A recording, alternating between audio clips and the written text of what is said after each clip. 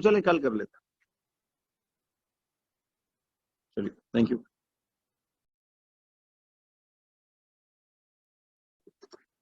अब तो ये एक वेव बनी हुई है ऐसे करके। ये कौन सी वेव है बच्चों, लॉन्गिट्यूडनल या ट्रांसवर्स? बताओ। ये ट्रांसवर्स वेव है, ठीक। अब आपने याद रखना है कि ये जो हॉरिजॉन्टल लेवल है इसको कहते होते हैं कौन सी position? We call this the mean position. क्या बोलेंगे इसे? We will call it the mean position. क्या बोलते हैं जी? Mean position. तो ये हमारे पास आ गई एक इसमें मीन पोजीशन। तो मीन पोजीशन की डेफिनेशन क्या होगी? मीन पोजीशन कहते हैं द हॉरिजॉन्टल अनडिस्टर्ब्ड। देखो, जब ये रस्सी, मिसाल ये रस्सी थी, जब ये अनडिस्टर्ब थी तो ये इसको द हॉरिजॉन्टल या undisturbed position of the wave is called mean position. ठीक है। तो अनडिस्टर्ब्ड पोजीशन जो है वेव की, इसे वो लॉन्गिट्यूडनल वेव की तो याद है, वो स्प्रिंग वाली टू एंड फ्रो मूवमेंट, उसकी शक्ल नहीं बनाते, उसको सिर्फ ऐसे फिगर आउट करते हैं कि ये कैसे होगी। तो ये मीन पोजीशन। अच्छा, अब मुझे एक बात बताओ,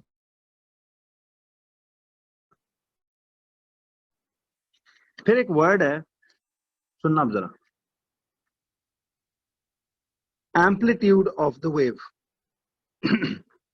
आपने ये वर्ड सुना होगा, एम्पलीट्यूड ऑफ द वेव। बच्चों, वेव का एम्पलीट्यूड से क्या मुराद है? तो ये तो मीन पोजीशन है, एम्पलीट्यूड किसे कहते हैं जी?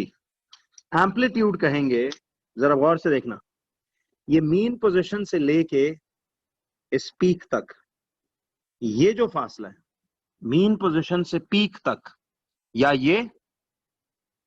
फिर ये भी तो उतना ही होगा, मीन पोजीशन से लेके इधर तक। तो इधर दिस और दिस वैल्यू इनकी सेम होगी। तो एम्पलीट्यूड को हम कहते हैं, एम्पलीट्यूड को हम डिफाइन करते हैं कि it is the maximum vertical displacement. Amplitude कौन होता है? मैक्सिमम, मैक्सिमम पीक तक, यानी वर्टिकल डिस्प्लेसमेंट है ना, वाई एक्सिस पे डिस्प्लेसमेंट प्लॉट किया हमने, ये शॉर्टेस्ट फासला है। तो it is the maximum vertical displacement on either side of the mean position.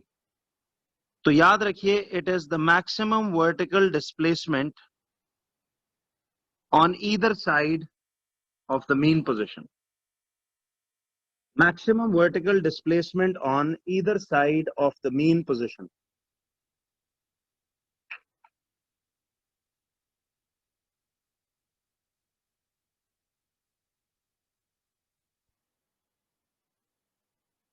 The maximum vertical displacement on either side of the mean position.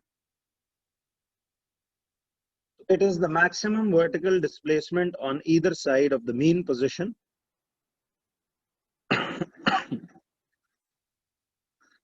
इसे हम एम्पलीट्यूड कहते हैं। ठीक है। तो या ये फासला या ये वाला, कोई एक होता, ये दोनों सेम है, चाहे इधर से देख लो चाहे इधर से देख लो। तो वैसे इस ग्राफ के मुताबिक अगर पूछूं एम्पलीट्यूड कितने सेंटीमीटर्स है तो क्या बोलोगे?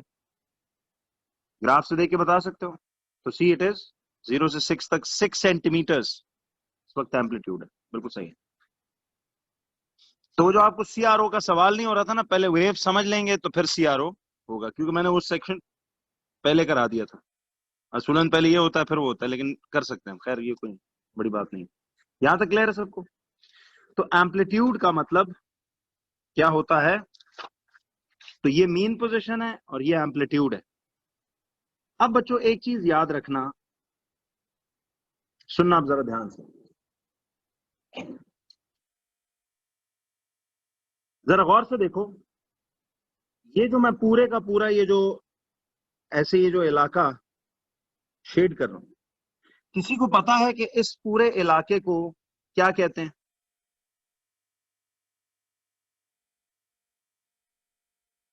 जी, क्रस्ट नहीं, इसे crest, crest of the wave कहते हैं. This is the crest of the wave. Now what do you understand by crest of the wave? Crest किसे कहेंगे? ये जो ग्राफ का अपर पोर्शन है, अबव द मीन पोजीशन, ये जो वेव का upper portion above the mean position है, उसे पूरे इलाके को, इस पूरे इलाके को, ये जो पूरा ऐसे पहाड़ सा बना हुआ है, इसे क्रेस्ट कहते हैं.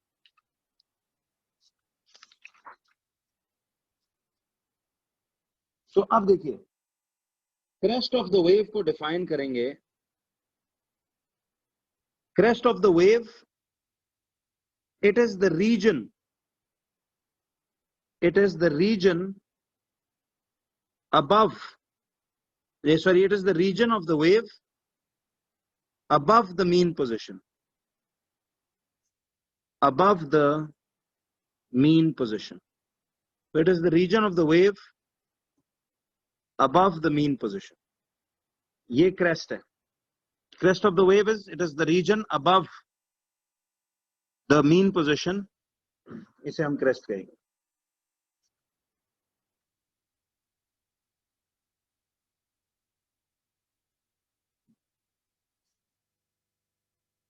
अब ट्रफ ऑफ द वेव क्या है? ट्रफ किसे कहते हैं? जरा देखिए,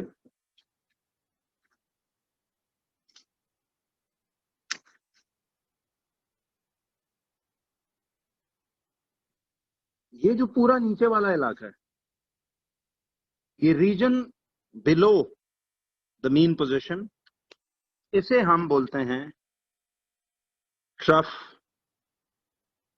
ऑफ द वेव. बहुत आसान बातें हैं इस पूरे सेक्शन में, ठीक है जी. तो हम इसे कहते हैं ट्रफ ऑफ द वेव. किसे कहते हैं जी? It is the region below the mean position. ठीक है, it is the region below the mean position. तो ये वो रीजन है जो मीन पोजीशन से नीचे है. ठीक है, it is the region below the mean position. It is the region below the mean position. इसे ट्रफ ऑफ द वेव कहेंगे. अब याद रखें, क्रेस्ट किसे कहते हैं? It is the region above, and trough कहते हैं it is the region below the mean position. ठीक है जी. तो क्रेस्ट हो गया region above and trough region below the mean position. ठीक है जी.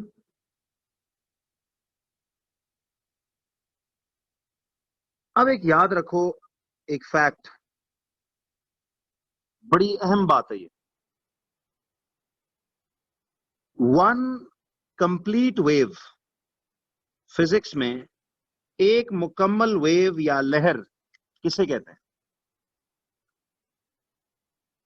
याद रखिए, वन कंप्लीट वेव बनती है जब एक क्रेस्ट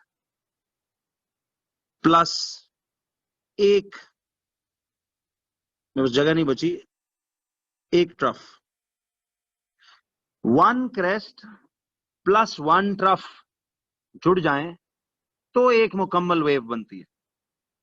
अब इस बात को जरा पिक्चर फॉर्म में भी समझो. पिक्चर फॉर्म में बस इस तरह की छोटी छोटी बातें इस सेक्शन में. ठीक है, इजी था. गौर करो बच्चों, हम आज के बाद एक क्रेस्ट और एक ट्रफ, इधर सुनना आप जरा, इस पूरी शक्ल को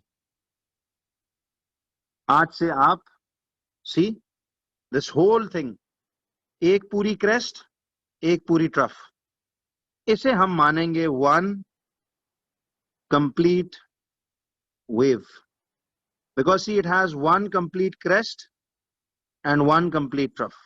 तो ये पूरी एक वेव मानी जाएगी आज से, वन कंप्लीट वेव, कि नहीं?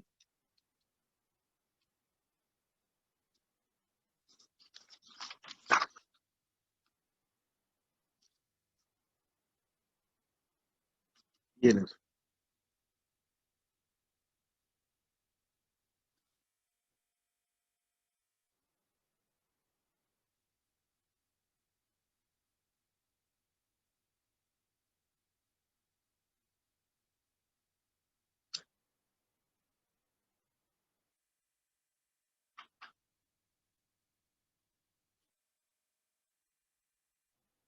ठीक, तो ये एक वेव शक्ल होगी। आप जरा एक मिनट सुनना, देखो बच्चों, ये भी एक वेव है। अब जरा गौर से देखना, अगर यूं आए, यूं हो और ऐसे,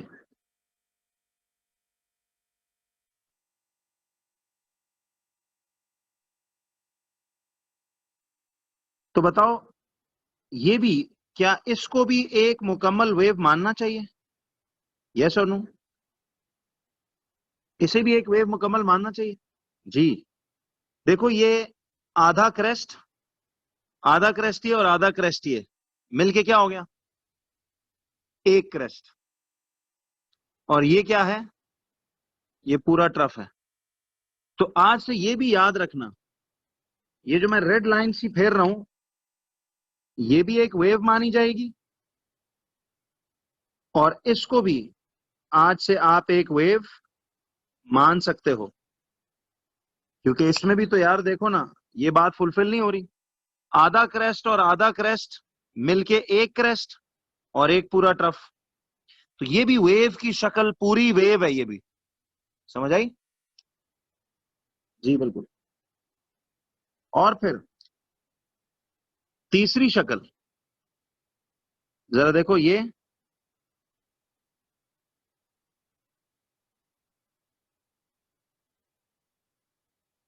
क्या ये भी एक वेव मानी जा सकती है?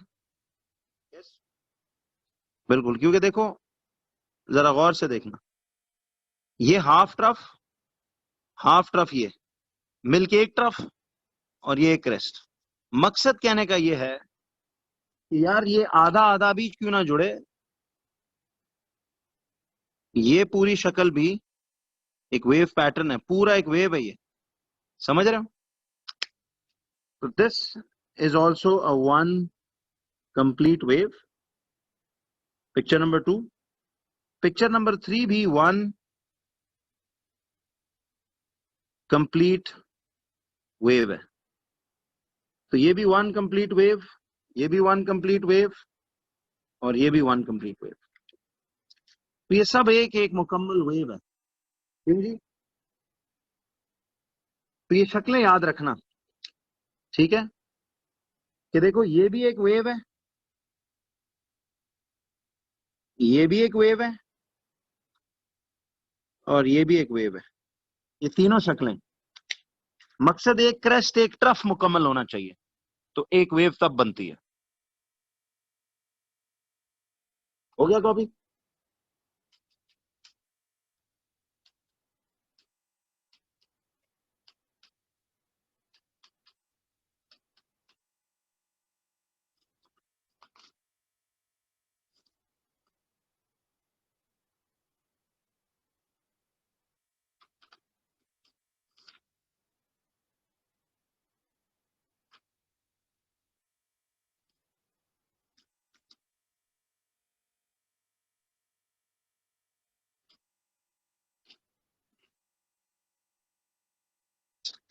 चलें जी।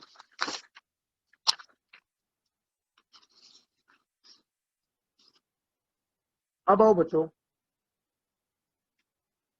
कि एक जो अगली टर्म है, wave length. Wave length of a wave, इसकी ना आपको दो तरह की डेफिनेशंस याद करनी है। Definition number 1 and definition number 2।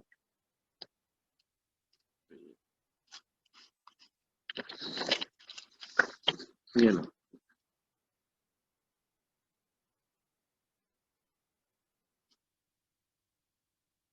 हो गया।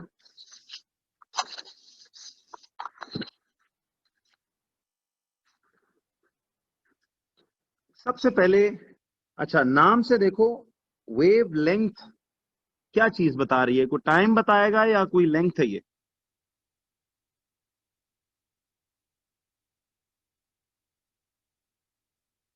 जी, पहले डेफिनेशन लिख लो फिर समझाता हूं। पहली डेफिनेशन है, it is the distance, it is the horizontal distance. लिखिए, it is the horizontal distance between two consecutive crests or troughs. It is the distance between two consecutive crests or troughs. Distance between two consecutive crests or troughs.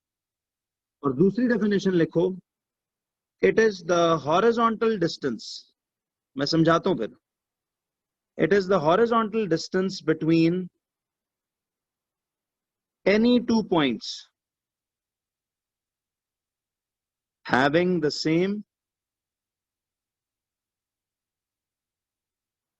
same phase. Distance between any two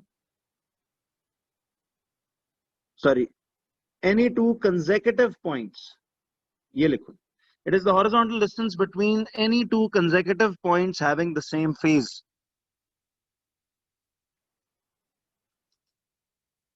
जी समझाऊंगा क्या है फिर इसका मतलब।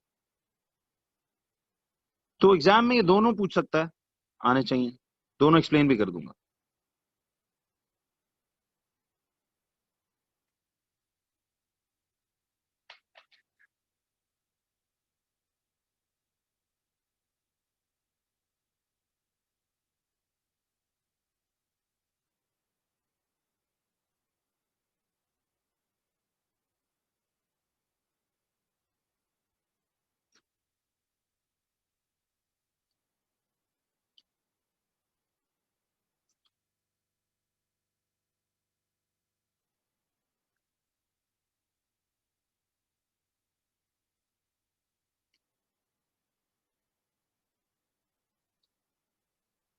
जरा बच्चों ये देखना आप सारे,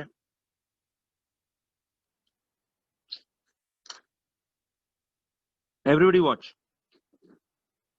देखो, आपको वेव लेंथ नजर आ रहा है कि एक वेव का जो हॉरिजॉन्टल फासला होगा उसे वेव लेंथ कहेंगे। एक बात याद रख लें, वेवलेंथ जो है ना, इट इज डिनोटेड बाय, यानी वेवलेंथ का सिंबल क्या है? ऐसी एक लाइन डाल के ना, ये लाइन, इस सिंबल को याद है क्या कहते हैं? लैम्डा। इस सिंबल का नाम है LAMBDA, लैम्डा। बी इसमें साइलेंट है, लैम्डा। वेवलेंथ के लिए फॉर्मूलों में जिधर ये लैम्डा आए मतलब वो वेवलेंथ है, ठीक है? ये ऐसा साइन बनता है। वेवलेंथ का सिंबल जो है, यानी वेवलेंथ का सिंबल फॉर्मूलाज में ये साइन होता है। Second to fourth quadrant line लाओ और एक ऐसे लाइन लगा, जी इससे उल्टा वाई होता है।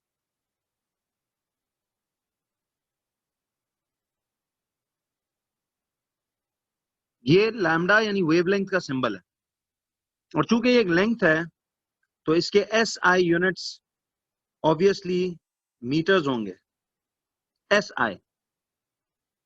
अब सुनो, तो गौर करो, वेवलेंथ से मुराद ये पूरी आपने क्या पढ़ा था अभी? ये पूरी एक क्रेस्ट एक तरफ वेव है ना, तो इसका ये जो हॉरिजॉन्टल फासला होगा ये वाला, दिस डिस्टेंस, ये तो पूरी वेव है ना, लेकिन ये जो हॉरिजॉन्टल फासला तय कर रही है इस फासले को हम लैम्डा यानी वेवलेंथ मानेंगे। इजी है। एक वेव का जो हॉरिजॉन्टल फासला है, हॉरिजॉन्टल डिस्टेंस, ये वेवलेंथ है। तो एक तो वेवलेंथ ये भी हो गई। जरा बताना बच्चों, यहां से लेके यहां तक क्या आप मानते हो इस फासले को भी हम वेवलेंथ कह सकते हैं? यस और नो?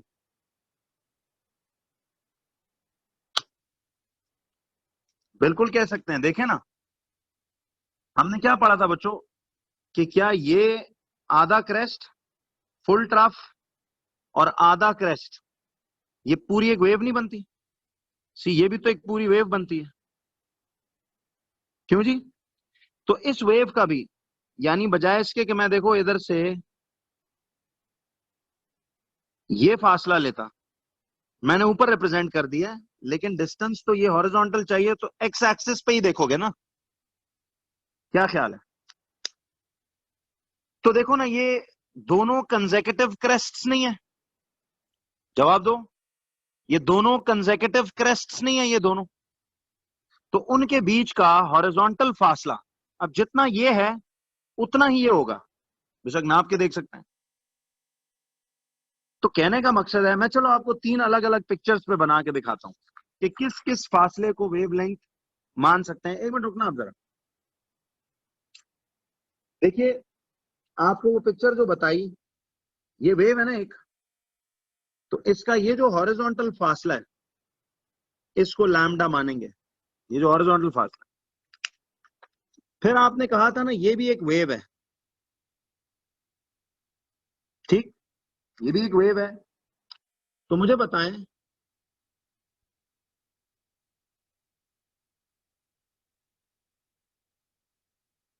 ये फासला, इसको भी हम लैम्डा कह सकते हैं?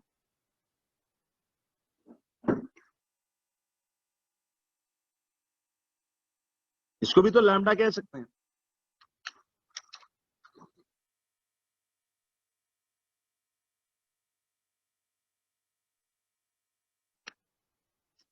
और ये जो फासला है,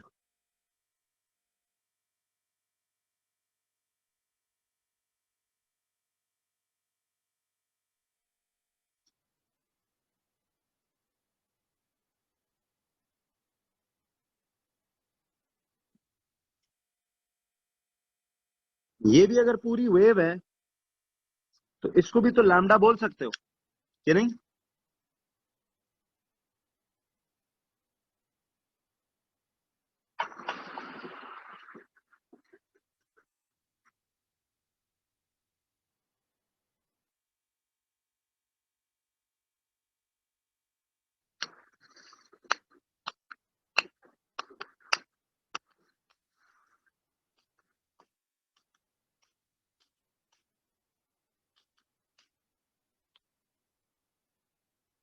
तो अब जरा एक मिनट सुनो बच्चों।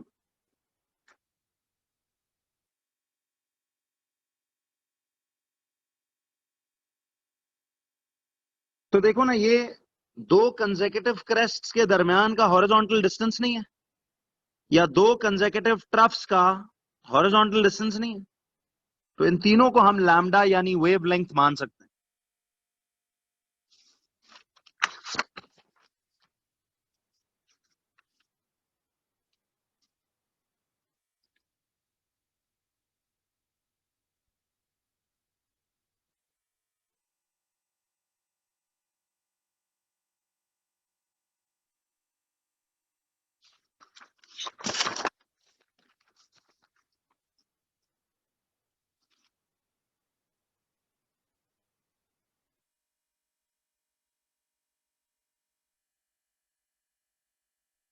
यानी एक वेव का, बिल्कुल एक पूरी वेव का जो हॉरिजॉन्टल फासला है, चाहे वो वेव ये हो या ये वाली हो, इसका हॉरिजॉन्टल फासले को वेवलेंथ कहते हैं।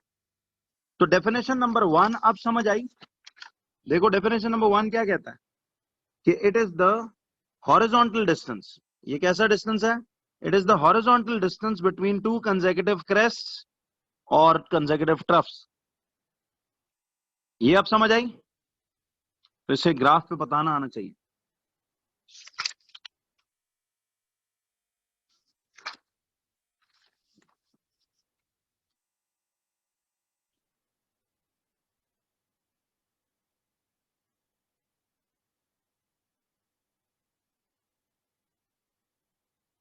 जी जी, डिस्टेंस को जाने दें, मैं पहले जरा आपको बात तो बता दूं। वो ग्राफ पे वैल्यूज दी होंगी ना, समझ आई? जी, वेवलेंथ बेसिकली आसान लफ्जों में एक वेव का जो हॉरिजॉन्टल डिस्टेंस होता है, इसे वेवलेंथ कहते हैं। बात इसी बात है।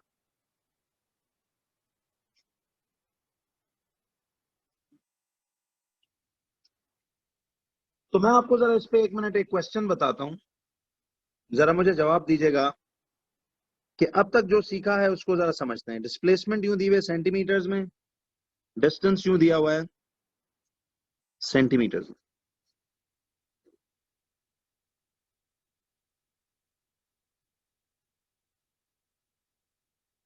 फर्ज कीजिए बच्चों,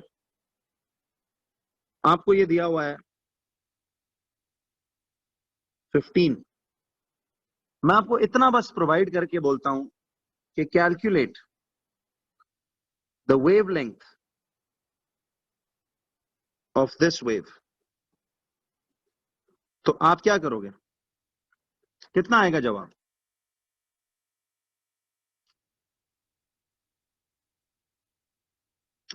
नहीं, वेव तो मरियम देखिए, वेव तो ये पूरी शेप है ना, लेकिन उसकी लेंथ इसको कहेंगे हॉरिजॉन्टल को। समझ आई? तो बच्चों इसमें आपको याद है हम किस तरह करते हैं, जरा गौर से देखो।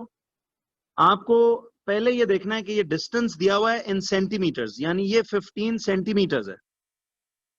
देखिए, दिस इज वन वेव,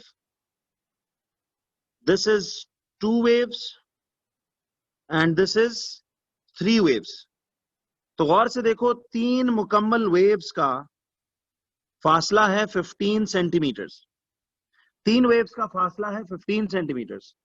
तो एक वेव का फासला कितना बनेगा? x क्रॉस करेंगे तो यह आएगा 3x equals to 15 and x would be 15 upon 3, तो x वुड बी 5 सेंटीमीटर्स। तो वो प्रॉपर यूनिटरी जो लगाते हैं। वेव लेंथ एक वेव की लेंथ को कहते हैं ना। तो अगर ये एक वेव है, ये दो वेव्स, 3 कंप्लीट वेव्स का 15 cm है, तो एक वेव का लेंथ कितना होगा, ऐसे निकालोगे। यानी इस वक्त lambda is 5 centimetres for these waves. समझ गए जी? अब अगर इसको फॉर्मूला में कहीं यूज करना हुआ तो इसे फिर लाजमन किस में, मीटर्स में चेंज करेंगे। बट इधर उसने चलो डैश सीएम ही दिया हुआ हो, डैश सीएम दिया हो तो फिर तो ज़ाहिर है 5 ही लिखेंगे। ठीक है, वो तो फॉर्मूलाज में आपको पता है, यू कन्वर्ट देम टू ऐसा एंड देन यू डी करते हैं। देखते हैं इसको भी। ये बात समझ आई बच्चों? अच्छा, अब आओ जरा मैं इसमें सिर्फ आपको वो जो फेज वाली बात है वो समझा दूं।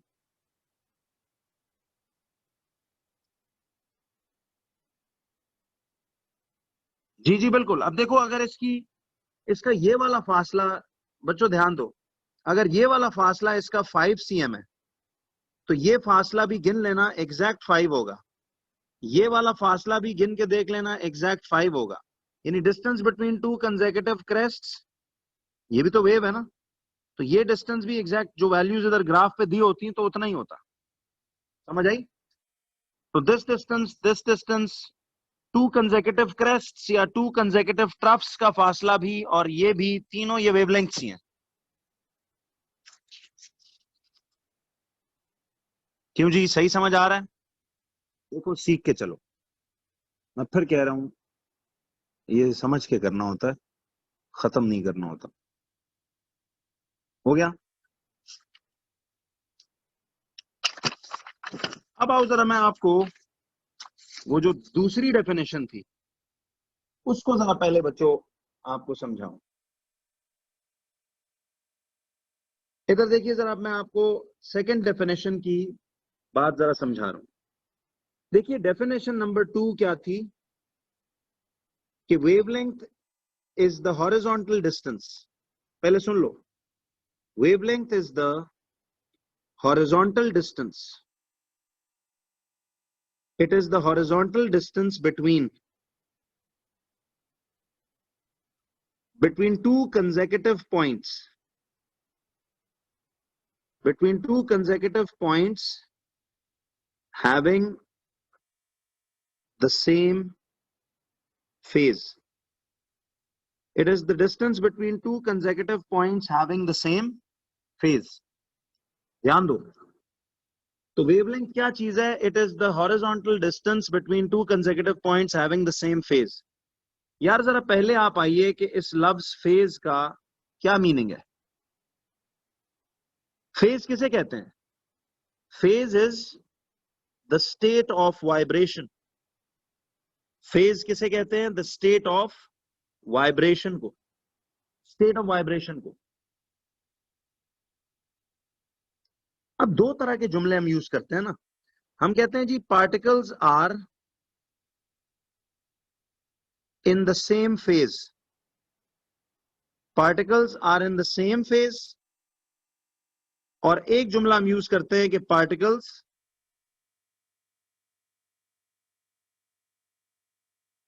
Are in a different phase. क्या मतलब लोगे आप इन दोनों जुमलों का? तो particles are in the same phase and particles are in the different phase, इसका क्या मतलब होता है? Particles are in the same phase का मतलब है particles are in same state of vibration. Phase कहते हैं स्टेट ऑफ वाइब्रेशन को. सेम फेज में होने का मतलब है, नहीं ये वेवलेंथ की डेफिनेशन नंबर 2 थी पीछे जो लिखवाई है. Particles are in the same state of vibration. सुनते जाओ, बात आसान है. And particles are in a different phase का मतलब है कि particles are in a different state of vibration.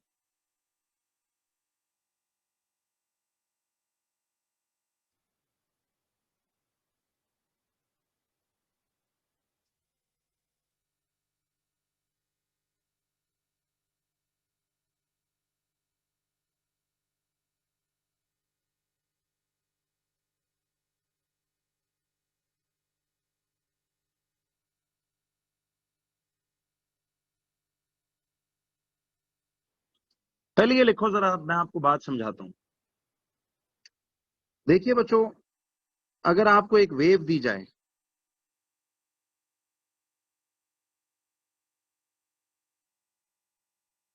बात अब ये सिर्फ टोटली समझने वाली है, बहुत आसान है. देखें, देखो बच्चों, मुझे एक बात बताओ. ये पूरी की पूरी, दिस इज वेव नंबर, इधर तक ये वेव नंबर 1 है कि नहीं? फिर यहां से लेके इधर से इधर तक ये वेव नंबर 2 है. और फिर यहां से लेके इधर तक एक क्रेस्ट एक ट्रफ मिलके ये वेव नंबर 3 है. मैंने आपको इस पिक्चर में, बताइए, इस पिक्चर में कितनी वेव्स, कंप्लीट वेव्स दिखाई हैं? How many complete waves do you see in this picture? 3. ये 1, ये 2 और ये 3. 3 मुकम्मल वेव्स आपके सामने. ध्यान दो, बात बड़ी आसान है. ये इस चैप्टर की सेकंड लास्ट बात है. ध्यान दो. मेरा आपसे सवाल है बच्चों, आपने अभी सीखा कि हम एक तो वेवलेंथ, इधर देखिए इस मार्कर को फॉलो करो, एक हम वेवलेंथ इसको भी कहते हैं. ये जो फासला है, ये जितना भी होगा ग्राफ पे, ये वेवलेंथ है, क्योंकि एक पूरी वेव का हॉरिजॉन्टल फासला है. फिर याद है, इन दो कंसेक्यूटिव क्रेस्ट्स के बीच भी जो हॉरिजॉन्टल फासला है, ये भी चूंकि एक पूरी वेव होती है ना, तो इसको भी वेवलेंथ कहते हैं. फिर जो दो कंसेक्यूटिव ट्रफ्स के बीच फासला है, ये भी एक पूरी वेव है, तो इसको भी वेवलेंथ कहते हैं. अब तक तो ये सीखा जी, ऐसे ही है. अब सुनो, मैं आपसे अब एक सवाल पूछने लगा हूं. मुझे एक बात बताइए बच्चों, ये जो, एक सेकंड अब सुनना जरा, मैं आपको ना इधर कुछ पार्टिकल्स मार्क करके देता हूं. ये पार्टिकल ए, ये पार्टिकल बी, ये पार्टिकल सी, ये पार्टिकल डी, ये पार्टिकल ई, ये पार्टिकल एफ. आप बता सकते हो कि इस पार्टिकल ए के साथ इन फेज, पार्टिकल ए के साथ कौन कौन सेम फेज में है, B C D E F में से कौन कौन सेम फेज में रहता है।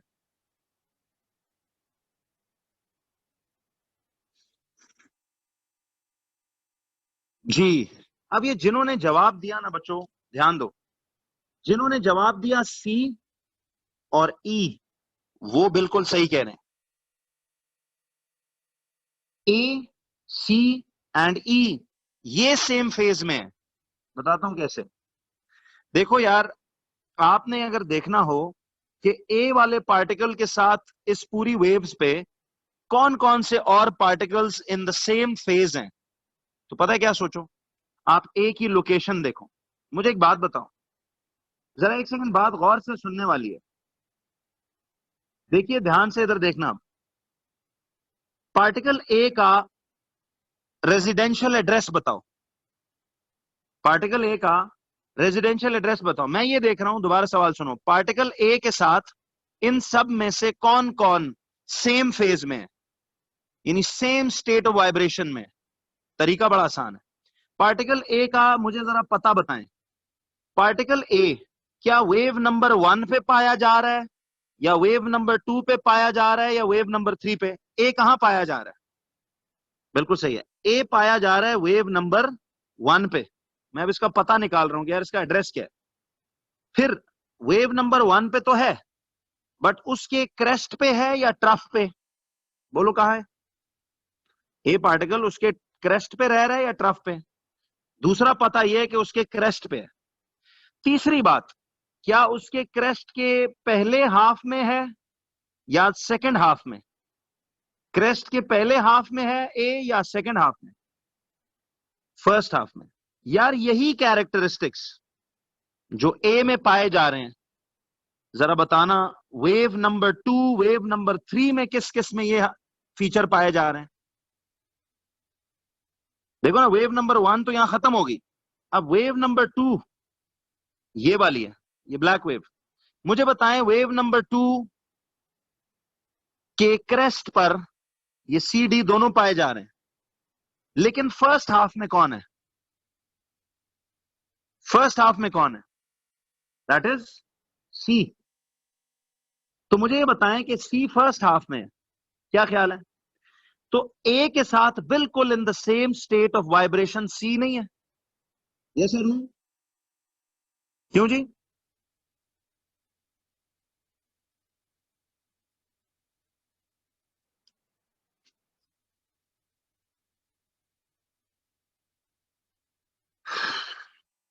यार प्रीवियस पेज का क्या करना होता है वैसे, जरा मुझे थोड़ा सा प्लीज बताइएगा। आप लोग पीछे पीछे जा रहे हो मेरे, क्या कर रहे हो? ये तो बहुत पीछे रह गए हो आप, क्या चक्कर है? प्रीवियस पेज का क्या करना था, ये वाला? करो यार, जल्दी करो।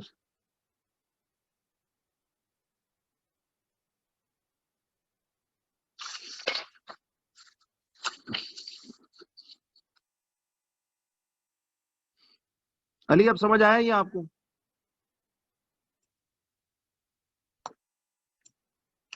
हाँ जी, जैन ऐसा ही है। ए और ई वेवलेंथ नहीं है, बताता हूँ अभी। अच्छा, तो ये समझ आया कि देखो ए वाला पार्टिकल, देखो मैं ये कह रहा हूं कि how will you find out कि ए के साथ ये बाकी पार्टिकल्स में से कौन सा सेम फेज में है, ए वाले फेज में है। तो ए का पहले मालूमात लो कि A is found on the wave number 1 and it is found on the crest and in the first half of the crest. Now the same features apply to which other particles? देखिए, अब ए का जैसा wave number 2 पे crest के ऊपर first half में कौन पाया जा रहा है? सी। तो ए के साथ सी जो है वो सेम फेज में है। समझ आई? फिर वेव नंबर 3 पे देखो, वेव नंबर 3 में क्रेस्ट के पहले हाफ में ए की तरह ई पाया जा रहा है ना, तो हम बोलेंगे A C and E are in the same phase. समझ आई? यार जैसे आप ये हाउसिंग स्कीम्स के फेजेस में रहते हो, अब जो जितने भी बच्चे सेम फेज में रहते हैं, यानी DHA 1 फेज में रहते हैं, उन पे फेज 1 की सब पे पॉलिसीज अप्लाई होंगी ना, वो सब सेम रूल से गुजरेंगे। फेज 2 वाले अपनी लोकेलिटी अपने हिसाब से सेम फेज से गुजरेंगे। ये वो मिसाल है, समझ आई?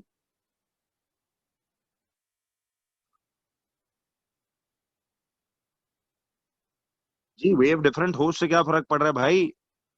जो देखो, ये ए पार्टिकल भी ऊपर उछल रहा है, ये सी भी उसी स्टेट में ऊपर उछल रहा है, समझ आई? यानी एक, यार सिंपल बात है, ए के आइडेंटिकल बाकी वेव्स पे कौन से पार्टिकल है, मकसद सेम फेज का ही है। इतनी बड़ी रॉकेट साइंस नहीं है, ये नहीं कि ए जैसा बाकी वेव्स पे कौन सा पार्टिकल बिल्कुल एक ही लोकेशन पे पड़ा हुआ है। चलो ऐसे कर लो, ए की लोकेशन पे बाकी वेव्स पे कौन कौन सा पार्टिकल। जी बिल्कुल बिलाल, वही मतलब है। देखो एक रस्सी होती तो ए वाला पार्टिकल और सी वाला बिल्कुल एक जैसा मूव कर रहा होता ना, और ई वाला। अच्छा अब जरा बताओ, बी के साथ इन फेज कौन है? तो ए सी ई सेम फेज में है। और बी के साथ कौन कौन? बिल्कुल बी के साथ डी और एफ वाला, तो B D F same phase में। बात समझ आई? तो particles in the same phase ढूंढना समझ में आया? क्यों जी? अब देखो ना, बी वेव नंबर 1 पे क्रेस्ट के ऊपर सेकेंड हाफ में, तो वेव नंबर 2 में क्रेस्ट के ऊपर सेकेंड हाफ में कौन है? डी है। वेव नंबर 3 में क्रेस्ट के ऊपर सेकेंड हाफ में कौन है? एफ। तो B D F same phase है, A C E same phase है, लेकिन A and B are not in same phase. A and B are in a different phase, different state of vibration.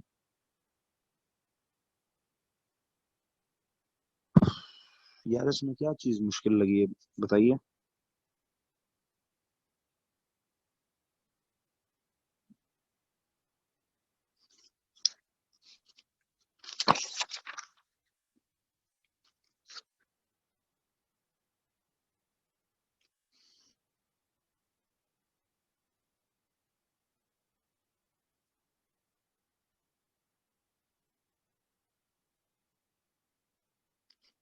ये थोड़ा सा खुले दिमाग से सोचेंगे ना तो आपको बड़ा क्विकली ग्रास्प होगा चीज को। जरा देखें, अब लोग कुछ, मेरा ख्याल है ये जो लोग कहते हैं ना कि जिनको नहीं समझ आया, कोई बात नहीं, आपके दिमाग का फॉल्ट नहीं होता, अटेंशन कहीं बीच में इधर उधर हो जाती है शायद, वरना ये बातें एक दफा में समझ में आने वाली हैं। कर लेते हैं, ए बी सी डी ई और एफ। यार शोएब देखो, ये बड़ी आसान बात है, इसमें कोई साइंस नहीं है। मैं ये पूछ रहा हूं कि ए के साथ कौन कौन से बाकी particles same state of vibration यानी सेम फेज या सेम लोकेशन पे हैं? बोलो। सी एन एफ किधर से आ गया यार? शोएब गलत कह रहे हो आप, सी एफ नहीं है यार। ए के साथ, देखो बात सुनो, ये आपके पास वेव नंबर 1 है, ठीक है, ये वेव नंबर 2 है, ये वेव नंबर 3 है, ठीक है। भाईजान देखिए, ए वाला पार्टिकल कहाँ पड़ा हुआ है? वेव नंबर 1 के, ये वेव नंबर 1 है ना इधर तक, ये वेव नंबर 2 है, ये वेव नंबर 3 बनती है पूरी। वेव नंबर 1 के क्रेस्ट पे पड़ा हुआ है ए, और वो भी क्रेस्ट के किस हाफ में? पहले हाफ में। ये पहला हाफ है ना। अब आप शायद ये हाफ नहीं समझ रहे हो, अब समझ आई? ये ए पहले हाफ में है। यार बिल्कुल इसी तरह इनमें से कौन से और दो पार्टिकल्स बिल्कुल यही लोकेशन है? ये देखो, अब वेव नंबर 2 ये वाला है, इसके क्रेस्ट के पहले हाफ में कौन पाया जा रहा है? सी। और फिर वेव नंबर 3 के क्रेस्ट के पहले हाफ में कौन पाया जा रहा है? ई। तो भाई ए सी और ई सेम फेज यानी सेम हाउसिंग स्कीम में रह रहे हैं, सेम स्टेट ऑफ वाइब्रेशन में, एक ही तरफ मूव करेंगे, एक जैसा। अब समझ आई? और बी का देखो, बी के साथ कौन कौन इन फेज है? बी के साथ देखो ये बी का पार्टिकल वेव नंबर 1 के क्रेस्ट के सेकंड हाफ में, तो वेव नंबर 2 के क्रेस्ट के सेकंड हाफ में कौन है? डी। वेव नंबर 3 के क्रेस्ट के सेकंड हाफ में कौन है? एफ। तो B D F, B D F will be in the what? In the same phase. तो ACE और BDF they will be in the same phase. समझ में आई?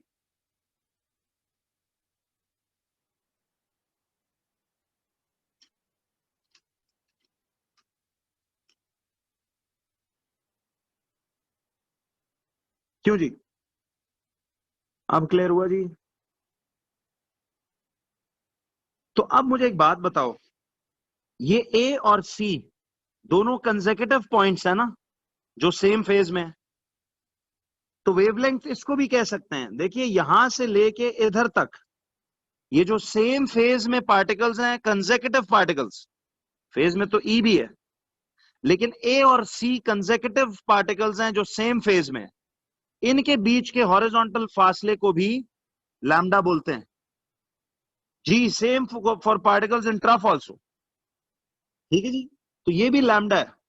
ए और सी कंसेक्यूटिव पार्टिकल्स हैं इन द सेम फेज, इनके बीच के फासले को भी लैम्डा बोल सकते हैं, वेवलेंथ बोल सकते हैं जी। जी इस तरह के सवाल सारे पूछता रहेगा।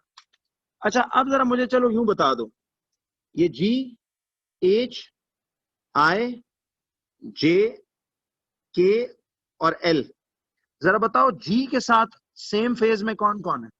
अब समझ आ जाएगी आपको, जी के साथ सेम फेज में कौन है जी। देखो वेव नंबर 1 के ट्रफ में पड़ा हुआ है और ट्रफ के पहले हाफ में, तो वेव नंबर 2 के ट्रफ के पहले हाफ में कौन है? आई, तो जी के साथ आई। फिर वेव नंबर 3 के ट्रफ के पहले हाफ में कौन पड़ा हुआ है? के, तो जी आई के, ये आपका सेम फेज है। वेव्स के बहुत आसान सवाल होते हैं बच्चों। एच के साथ कौन कौन होगा? एच के साथ देखो, ये वेव नंबर 1 के ट्रफ के सेकंड हाफ में, तो वेव नंबर 2 के ट्रफ के सेकंड हाफ में जे है, तो एच के साथ जे। फिर वेव नंबर 3 के ट्रफ के सेकंड हाफ में एल। नहीं एच आई एल, ये कुछ क्या उल्टे सीधे जवाब दे रहे हो यार। जे और एल है ना सेम फेज में, एच के साथ जे और एल सेम फेज में नहीं होंगे? क्यों जी? क्लियर हुआ? तो H J L same phase में। तो अगर मैं वैसे आपसे पूछूं, तो देखो जी और आई दो consecutive points in the same phase है ना, consecutive points in the same phase, इनके बीच का फासला भी लैम्डा ही होगा। यानी यार ये फासला भी लैम्डा है, ये भी लैम्डा है, ये भी लैम्डा, ये भी लैम्डा, ये भी लैम्डा, ये सब एक जितने डिस्टेंसेस हैं, ग्राफ पे जब दिए होंगे वही होगा। बात समझ आई? तो इसलिए हम कह रहे थे कि वेवलेंथ जो है, it is the horizontal distance between two consecutive points in the same phase, यूं भी कह सकते हो। मजबूरन ना समझो यार, अगर ये समझ आया हुआ है तो आगे चलो, वरना हम ही फिर ख्वारी की हमने, फिर फायदा तो कोई ना हो। ठीक है जी, समझ आई? जरा डेफिनेशनों में दो डेफिनेशंस तो पहले से आपने की हुई हैं, चैप्टर 1 में हमने क्यों टाइम लगाया था, जरा ये देखिएगा। टाइम पीरियड पेंडुलम का तो पता है, अब time period of a wave क्या होगा? कोई बता सकता है time period of a wave क्या मुराद है?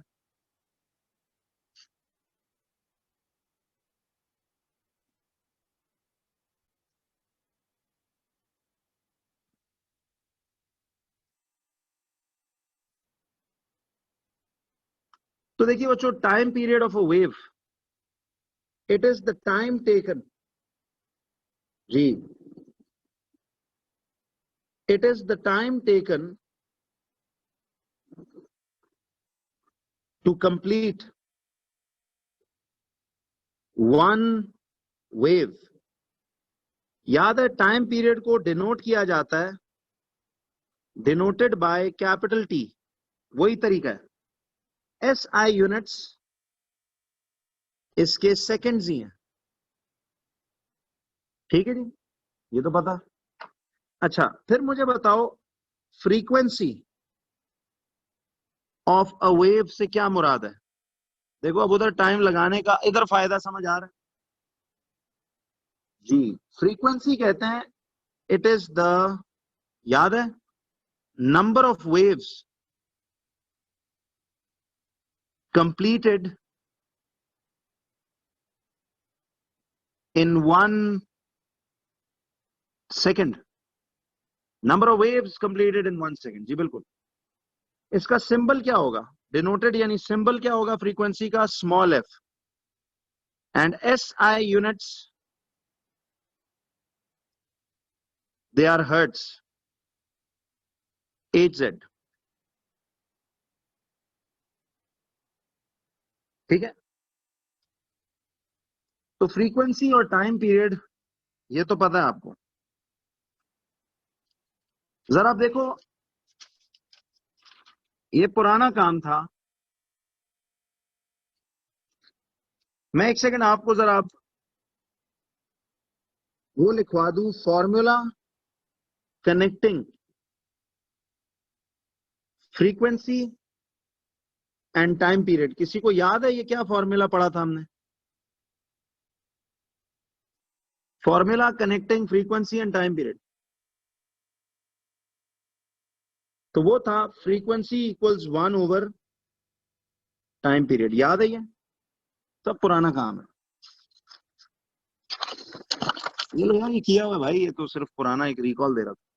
ले लो स्क्रीनशॉट। ठीक है जी, तो पुराने काम पे इतना टाइम नहीं लगाएंगे, लेकिन मैं आपको जरा एक क्वेश्चन अभी बताता हूं इस पे किस तरह आता है। जैसे आपने वेवलेंथ वगैरह के लिए किया,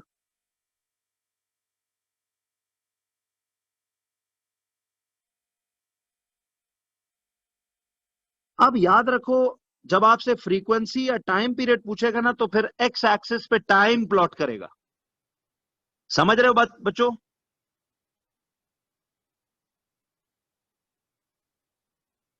जी बिल्कुल। फर्ज करो आपके पास ये आता है 15, बट इस वक्त ये टाइम है 15 सेकेंड्स है। अगर मैं आपसे ए पार्ट में करूं कि find the time period of this wave, तो कैसे निकालोगे time period of this wave? जी बिल्कुल, ये पेंडुलम चैप्टर में किया हुआ था। टाइम पीरियड किसे कहते हैं? Time taken to complete one wave. कितना होगा? देखो आपको इधर यहां पे एक वेव मुकम्मल हो रही है बच्चों, बट इसका टाइम तो हमें नहीं पता। टाइम पीरियड यही है ना। तो सोचो कितनी कंप्लीट वेव्स हैं, 1 2 3। 3 waves are taking a time of कितना, 15 सेकेंड्स। तो टाइम पीरियड कहते हैं एक वेव कितनी देर लगाएगी, x। तो यह आएगा 3x equals to 15 and x would be 15/3। तो ये 5 सेकेंड्स, यानी time period of the wave is 5 seconds. क्यों जी, समझ आई? पुराने काम है यार सारे, आपको पता है। इसका मतलब ये एक वेव 5 सेकेंड्स में, दूसरी वेव 10, तीसरी वाकई 15 बनती है कि नहीं? अच्छा, बी पार्ट में अगर पूछे कि calculate the frequency of this wave, तो फ्रीक्वेंसी कैसे ढूंढोगे बोलो?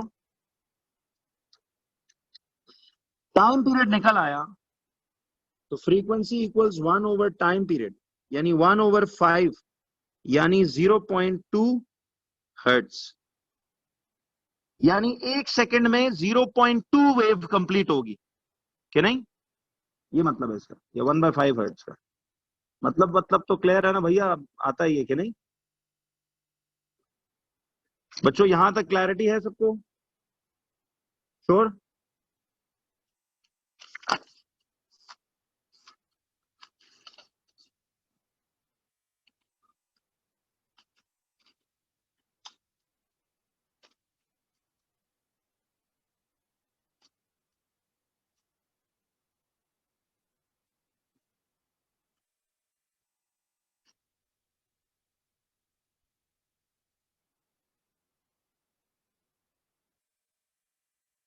पार्ट बी तो यार सेम है, frequency is one over time period, we read this formula right. क्या था वो? Frequency is one over time period पीछे पार्ट ए में निकल आया ना 5 सेकेंड्स, तो अली 1/5 नहीं कर देंगे यार? 1 over time period gives you frequency right. समझ आया? वही चीज है। जरा बच्चों इस चैप्टर की आखिरी बात लिखो, सुने, कि इस चैप्टर में एक इंपॉर्टेंट वेव फॉर्मूला क्या है। ये आपने डायरेक्ट याद करना है। एक फॉर्मूला है v is equals to f lambda, just learn it. v in this case stands for velocity of the wave, जो अगर SI यूनिट्स में बात करो तो मीटर्स पर सेकंड होगी। f stands for frequency of the wave, which must be in hertz, and lambda जो है this is wavelength, which should be in meters। ठीक है, मैं आपको इस पे एक FAQ बताता हूं, वही 3 में से 2 बातें दी होंगी। वो कहता है जी calculate the frequency of a wave given that it travels with a speed of 15 centimeters per second and has a wavelength of 5 centimeters। बच्चों आप जरा 1 मिनट में आपको एक बात इधर बताता हूं कि हम इधर एक छोटा सा काम यूं भी कर सकते हैं कि देखिए स्पीड उसकी कितनी है, वेलोसिटी इज 15 सेंटीमीटर्स पर सेकंड एंड वेवलेंथ यानी लैम्डा कितना है 5 सेंटीमीटर्स। तो आपने इसकी फ्रीक्वेंसी एफ ढूंढनी है।